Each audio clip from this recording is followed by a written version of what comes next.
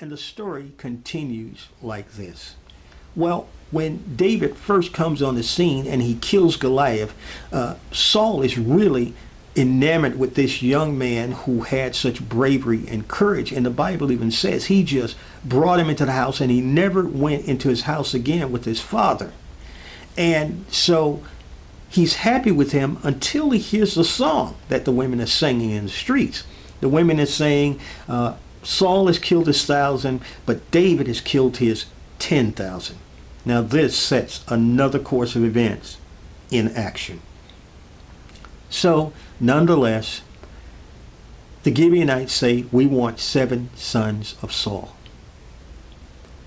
Think to yourself, Saul, when he was happy with David, said, I'm going to give you my daughter to marry. This fact was one of the promises that whoever killed Goliath would have one of his daughters and he would have riches.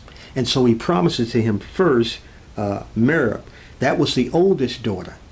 But instead of giving this daughter to David, he gives this daughter to someone else.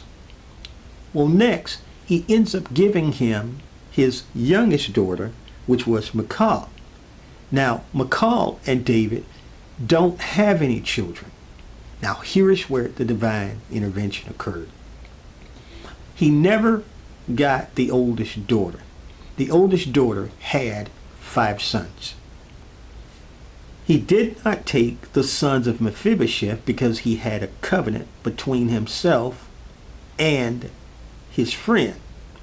So he wasn't touching those sons. But there were 5 sons born to this oldest daughter, Merab. This was the woman that he was supposed to have married.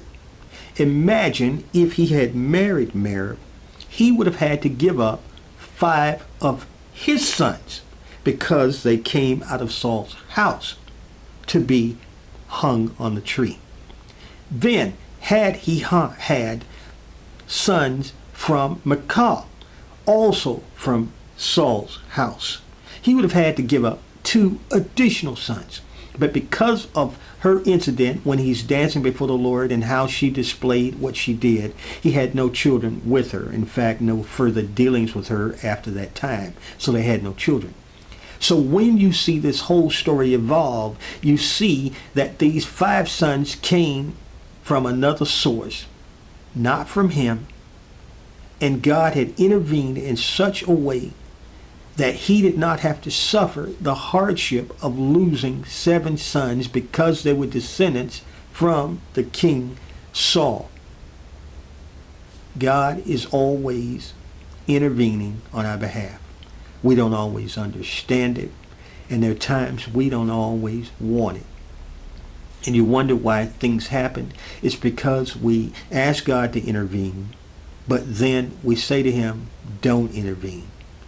And the end result can only be that when we ask him to intervene and then we circumvent him, we go around, we end up like the Israelites did in the first part of this. We end up deceived. We end up hurt. And we could end up in situations and circumstances that could leave us depressed, oppressed, and just in emotional, spiritual death. Because rather than listening to God, rather than inquiring of the Lord, rather than accepting his divine protection, we decided to go on what we could see rather than what God knew would happen in the future. So until next time,